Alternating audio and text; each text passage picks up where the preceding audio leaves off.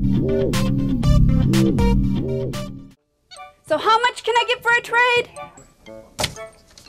Well, I don't think bananas are worth what you think they're worth. If shopping for a new car drives you bananas, head to Community Auto Group in Mason City. We have the best selection of new and pre-owned vehicles. And you know with Community, you're getting a straightforward deal from a straightforward dealer. I'd like to buy this car. No? Seriously? Next time I'll skip the monkey business and go to Community Auto Group. In light of how incredible he's been for us, it'd be great for him, to be on a team that accomplished things and know that he was a captain of that team and had an integral part of that team's success. It's something he could remember for the rest of his life. Does the way he's played this year kind of speak to how dinged up he really was last year? When he was struggling? I don't know that. I would say this. I think what you're seeing is a player who committed himself to the game of basketball and became a true student of the game. Now, granted, he's physically healthy, and that's a big part of anyone's success. But I would say when we got here, he was still trying to figure it out. Is he a 3? Is he a 2? Is he a rebounder? Is he a driver? Is he a shooter? Is he a scorer? Is he a defender? He's just trying to help our team win games. There's a lot more pressure on him. We didn't have a lot of weapons. And what he's done is he's watched a lot of tape, and he's worked hard in practice, and he's put extra time in, and he's had the opportunity to play in games and excel or struggle, but in the process figure it out and get better. And what you're seeing is a guy who used to be pretty good but would make mistakes. Now he doesn't make mistakes. So now he's really good. And that's, I think, been the transformation for him, because he's always given us effort. He's always been a winning, unselfish person. But his effectiveness, I think, is a result of what he's been able to figure out over the last couple of years and make himself a terrific player. Was there a specific moment that you can recall where you noticed that light just kind of coming on for him and he went from making that transformation? Well, I thought it was last year in the preseason. He was spectacular. I mean, he and Gatens were head and shoulders ahead of everybody else. So it might go back to what you said, Tom, that maybe it was his inability to be healthy that precluded him from maybe being what he could have been last year. It took a little longer. But after going through that, you could clearly see it this summer and fall. I mean, he was terrific. And everybody kind of written him off. But every day his numbers were such that, we might have to think about starting him. We were kind of thinking about bringing him off the bench. He seemed to excel in that capacity. He welcomed that challenge, knowing he was going to play fairly substantial amount, but it might be starters minutes, it might not be, depending upon what happened. And then as the season progressed, pretty much playing starters minutes, whether you started or not.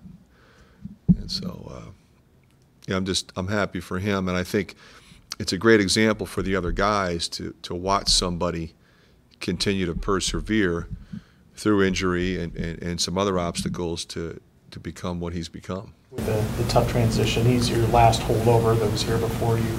A couple of his friends, one left, another one academically didn't make it. Was it a tough sell to get him going here, or do you feel like from day one he bought in? No, it was never an issue. That side of it was never an issue. He just kept working. He's one of the easiest guys I've ever had to coach. Just comes every day, ready to go. I mean, I can't imagine a better person to have as an employee in your company, on your team. Whatever that team is, you want Eric May on that team. Is there any update on Mike and his? Yeah, he's what he's doing is he's out of the boot, and then it's a process to get him ready. So he's walking without the boot. He's riding a bike without the boot. He'll over the course of the weekend he'll start running and he'll start shooting. and these are all steps. So if at any point in time he felt a lot of pain, that would be problematic, and that would mean that he probably wouldn't play. If he goes one, it's baby steps. So if he's okay today, then we'll do it tomorrow, a little more, and then he'll play next week. So there's really no way of knowing until we get to next week. Has he had that second MRI yet? No, and actually he's not gonna. It doesn't. Apparently, it doesn't provide enough information to warrant that. So you're still optimistic that barring any setbacks that you'll have him for Thursday? I am guarded in that respect. Yeah, because there's no guarantee. Coach, you look at the way the attendance has gone up during your time here, and just can you reflect on how much that has helped you win some games and how it's nice for your players to have a home court advantage, I thought the other night against Illinois was unbelievable because, they were talking about snow for 2 days, and we had 14-5. Everybody came. They have been loud. They have been engaged. I think they have appreciated this team, and they have stuck with these kids, and I appreciate it. Our players appreciate it. They recognize, and I said this from day one, they recognize good basketball. I mean, they know what this league is. They know that it's arguably the best it's been in 30 years, and that's saying a lot when you think about how great this league has been over the last 30 years. But the quality of players, the quality of coaching, the depth, the stars, I mean, it's really an incredible season, and our fans wanted to witness that, but they wanted us to be in a situation where we were competitive and enjoying some success. And I think clearly I feel as though they've had something to do with that, and they should, because our performance at home has been tremendous. I mean, you can think of so many games in particular. We couldn't make a shot against Indiana, and we've got the ball in a one-possession game with 30 seconds to go. And didn't shoot it well.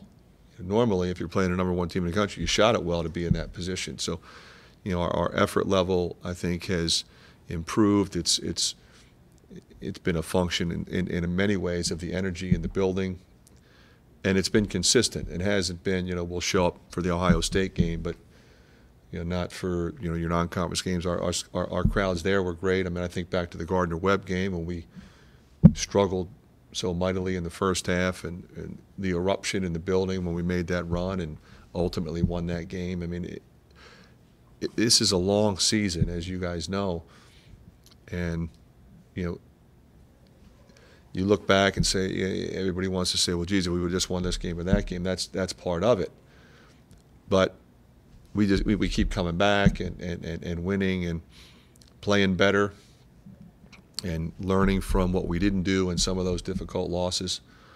And, we're respectful of the teams that beat us in those situations, and we move on. And our fans have done a great job of continuing to be there for us.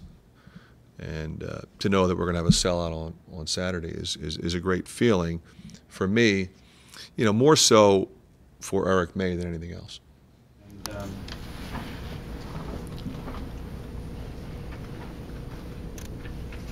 I guess, did we forward this email trail to the commissioners from Beth Townsend?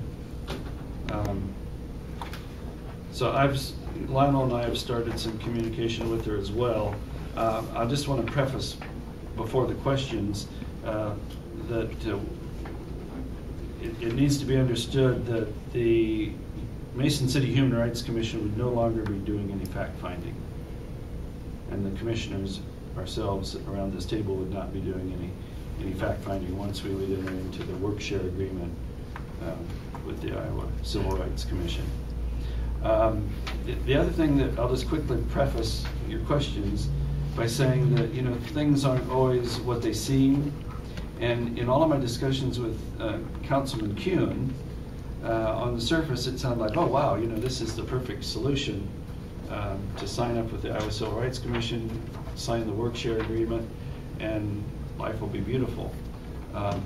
But after we have our questions, Lionel, I think, has some background that was kind of enlightening to me about how there is some danger on the way the community would be served by just saying we're passing everything off to the Iowa Civil Rights Commission. So I think we need to know where some of the pitfalls are, and I think Lionel can put those out as kind of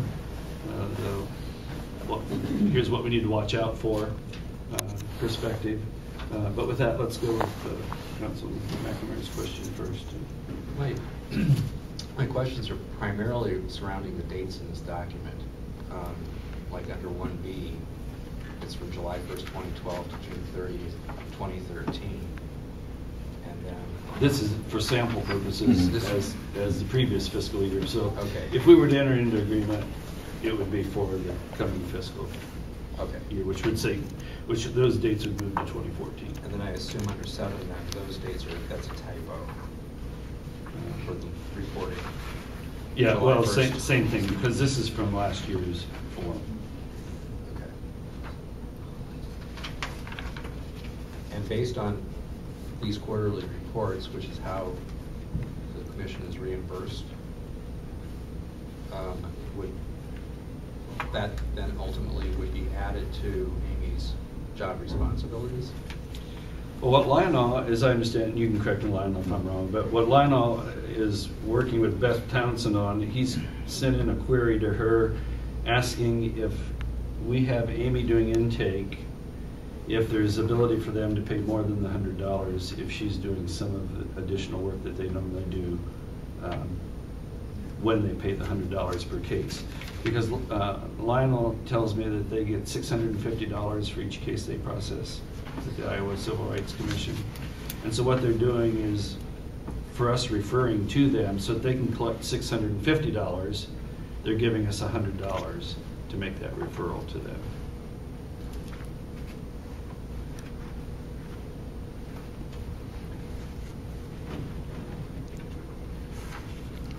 Okay, Councilman Palmer. Councilman. Well, I was Commissioner trying to follow the money here too, Dean.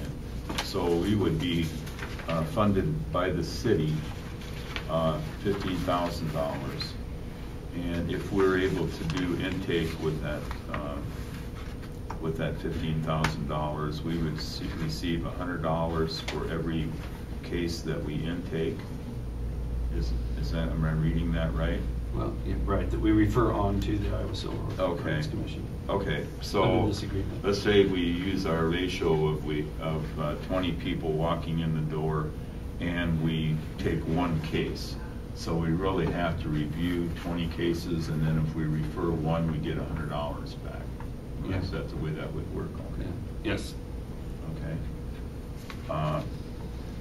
Then my other question is, if we decided that we felt for whatever reason that we didn't want to work on this work share agreement with the Iowa Civil Rights Commission, do we need to think about what our alternative would be? I mean, I don't know that we have an alternative, do we? I mean, what is the alternative? I'm not seeing it. Well, yeah, that's why we're here today. I don't have a recommendation for that. Yeah, I mean, with the budget that we have, you just said we wouldn't be doing our own fact finding. Right. So what other choices do we have? In the conversations I've had with Director Foster yesterday, Lionel, you want to explain, you thought probably that this is our best way to move forward given where we're at, right? Well, maybe this is the point for you to talk about the downside, so we can, here's the. so we can weigh that. If we're talking about downside, it means that if you sign that agreement, you have no more functionality in the system. That's it. Everything goes to the Iowa Civil Rights Commission. Let me give you a hypothetical. Let's say Amy takes the case, then she types them up, sends them down to the Iowa Civil Rights Commission. They log all the cases in, they do all the investigation, everything else. And incidentally, we've had these agreements with them for years. But the agreements we've had is any case outside of Saragota County, then we would help them file with the state. The state would then send us, I think it was $100, isn't it, Amy? I think the last time it was 75. 75, okay. So if we brought in 10, 15, 20 cases outside of Sarasota County, and they came here. And this is the other thing, I won't keep digressing here, but all this hoopla about we're handling cases outside of Sarasota County, yeah, we do, because the Iowa Civil Rights Commission had an agreement with us that if someone came to here and said, I want to file a complaint, and we said it belongs to the Iowa Civil Rights Commission, we'd type it up, set it down, they'd pay us for it. Okay, so if you sign the agreement, then that means you don't do anything. You don't have any authority to do anything except Amy takes in the case, types it up, the person signs it, and you send it to the Iowa Civil Rights Commission. At some point, probably on a quarterly basis, because that's pretty much what they do, they'll send you a statement up saying, you sent us 25 cases, so we're going to send you $2,500. As far as you're voting on any of the cases for litigation, for anything else, you lose all that authority. So what do we do? I mean, then what are we doing here? Well, that's. I mean, it's a resume item. That's what I said. because it's like, I mean, it's not that I'm this great important person, but I value my time. I have major issues I'm dealing with, and if it means what I do here means nothing, I have better things to do with my time. You know what I mean? Like, I'll share this with you, and some folks think I'm not telling the truth, and I don't care. Marshalltown went through the same thing, and the Marshalltown Human Rights Commission now, I don't even know if they function. Mm-hmm. They had a staff, they had a director, and the city council members came in, were angry with them because of their intakes of cases, so they cut the power away from them, and the stuff goes to the state. So that's the functionality that you won't have. You can come here every month and sit down and chat about whatever it is you want to chat about, and I'm not being demean when I say that, but if you don't know what the cases are, except that they're going to the Iowa Civil Rights Commission, there's no reason to be here. There is no reason to be here. Exactly. And this is what this all comes down to.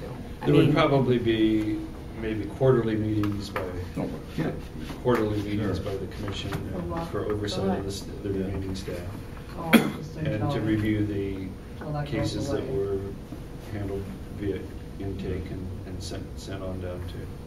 But because of what is happening, we have to have this in front of us to make a decision whether or not this is the avenue that we want to take. Is this just a resume? The commission is still enforced by ordinance. But, I mean, there will be no function to us. Yeah. We won't be doing anything. Being extremely limited. But the other side of that is you won't have any authority to do, well, let me say it this way, you won't have any resource to do anything else. Mm-hmm. You won't be able to investigate complaints. Let's say Amy takes them in and she does what she's doing now. You still won't have the staff here. You won't have a special individual like we had in the past, like Elena and Melissa, to set up the whole fact-finding process for you, so that you can sit the folks down and take the information from them. You won't have that, and so then it's up to getting two of you together. And I don't know how you're going to handle that, but let's say two of you get together and you're going to fact-find a case. Who then is going to write up the decision for that case? Yeah. Okay, I don't think anybody, and I'm not being demeaning, I don't think anyone here can write up a decision on a case to make it satisfactory in case someone wants to appeal it or go somewhere with it. I have a question back up a little bit. When you said that, like, if somebody outside the county came in and then you referred them, that we got paid for that. Right.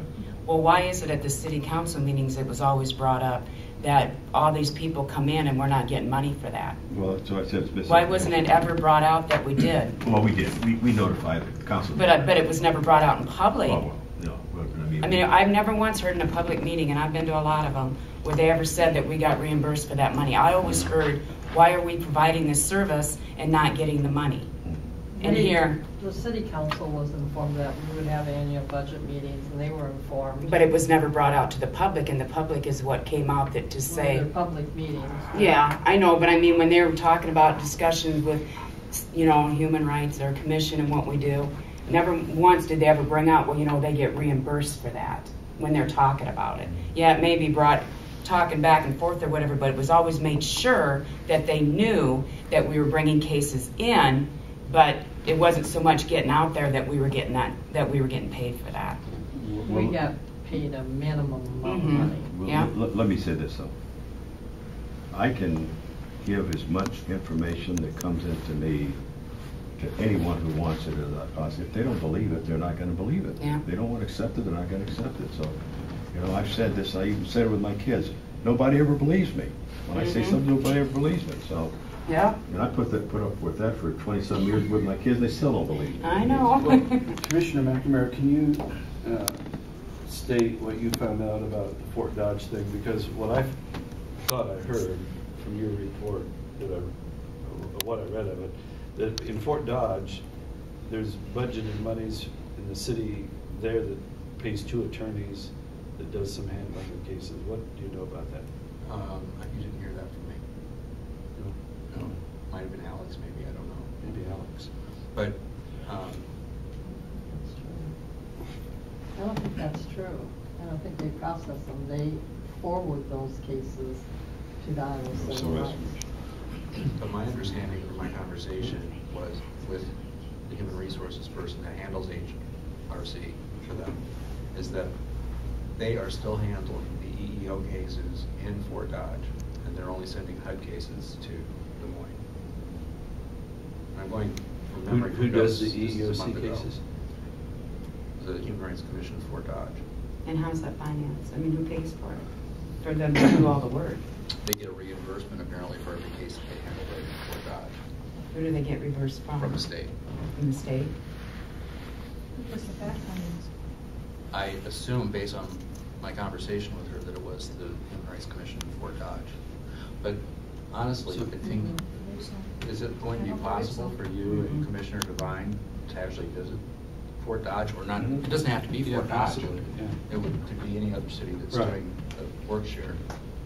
Well, I've suggested to the vice chair that you do a comprehensive study. You contact all, not the big cities because they already have their thing going, but the communities that, since we want to compare population size, that all the other 21, I think there's 24, and I think there's 21 or so in the smaller areas, find out exactly what they're doing, how do they handle cases, and I suspect by and large you're going to find out those cases are going to the Iowa Civil Rights Commission, by and large.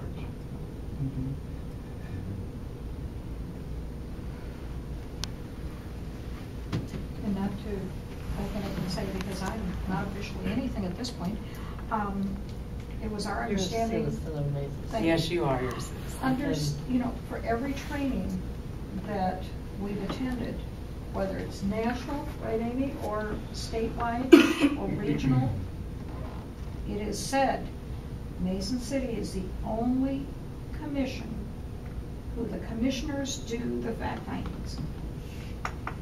And there are other groups from the state of Iowa there. And they've never said, oh no, we do them. It's never been brought up.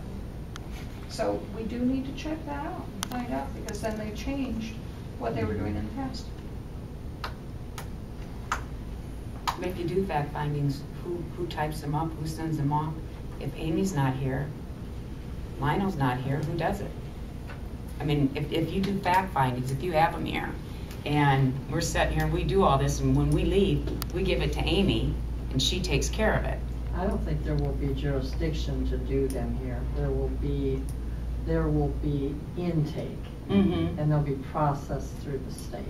Right. She'll send a letter or paper down there. There will be no fact findings there, because there won't be jurisdiction. And here again, then what do we do here? What are we here for?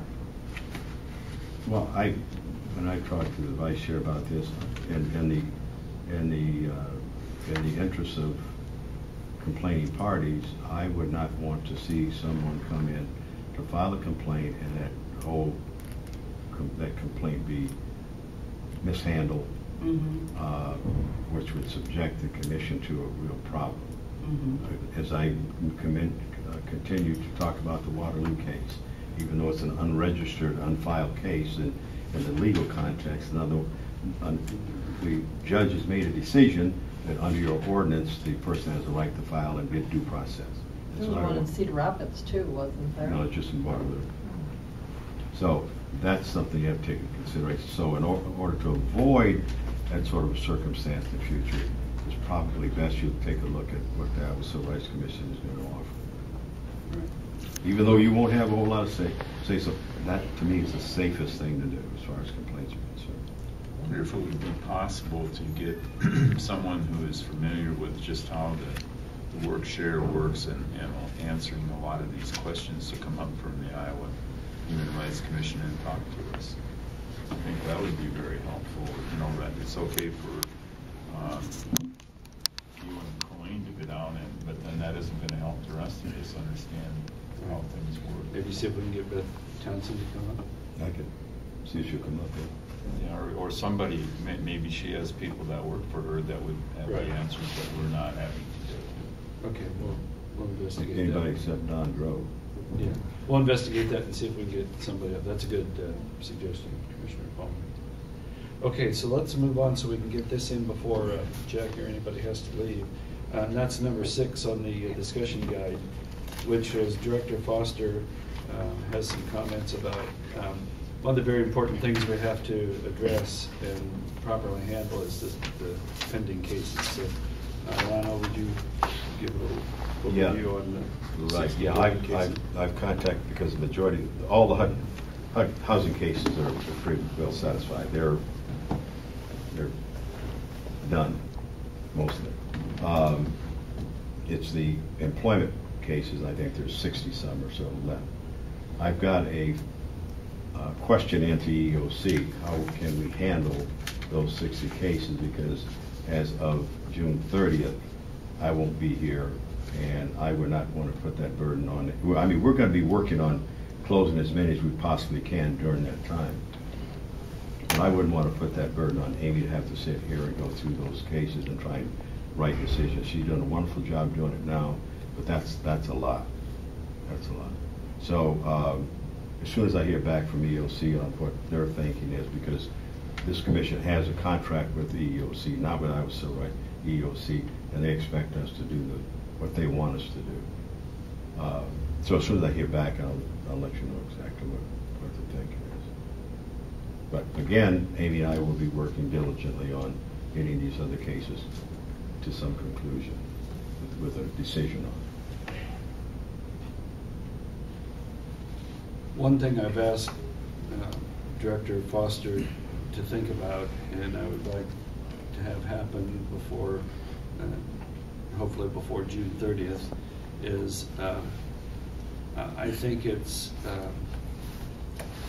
really an amazing, phenomenal career that Lionel has had in over 40 years now with the Human Rights Commission.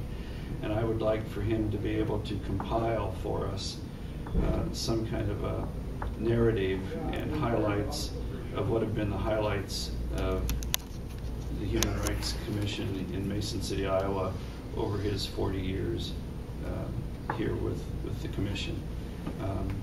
And in part, I think if we're going to be making a huge transition to whatever our future is, whether it's us eventually disbanding and having a staff person in the city, whether it be Amy or somebody else, to do the intake and send the cases on, that we at least have a record of the phenomenal 4-decade history of what Mr. Foster has accomplished in and for this community. It's, you know, I mean, that's why the man was elected to the African American Hall of Fame in Iowa. And so I think I guess I would like to see us as a commission give Director Foster his due for all the years. I mean, he's taken a lot of heat and had to suffer a lot of disparaging comments in what has transpired over the past 2 or 3 months, and I don't think that's very well deserved at all. And I think his accomplishments need to be acknowledged. So that's why I've asked him to please, for the historical record at least, to give us an accounting of some of the highlights of what has happened during those 40 years, and so that we have a narrative. And maybe we can get our good friend at the Blue Gazette to do a retrospective on the history of the Human Rights Commission as it has evolved through the years, and now that we're at this fork in the road and heading in a new direction, that we at least have a historical. Mr. Skipper here has been pretty good on some other historical tomes he has written about the history of caucuses in Iowa and that sort of thing. So maybe we can get some coverage on that so the community kind of knows what this man as an asset to the community has done and accomplished. Well, in response to that, as I talked about earlier, I've never been one to pat myself on the back. I get involved in things because I have a passion for whatever I'm involved in. And to me, I mean, in this brain, it's tooting my own horn. And you know, I don't have any problem in you know, because we talked about you and I getting together and writing some of the stuff down. I don't have any problem giving the information, but I really don't want it to be used as a tribute. I think my accomplishments are what they are, and people can't recognize that. Then I have no problem with their not being able to recognize it. That's just people are people, and you know, all warts and all. That's what happens. So. Yeah, we get that on. I'd like to comment real quickly too on the HUD EOC funding. I talked to HUD. I've got EOC has got a questionnaire out in DC right now on EOC money. HUD has said what we need to do is draft up a withdrawal, because in that context, if this commission springs back at some point in the future, they can reapply for FAP certification, and they can start receiving funds again. So that's what I'm going to do. The other alternative, if you don't do that, is that they will come in and do an evaluation, and if they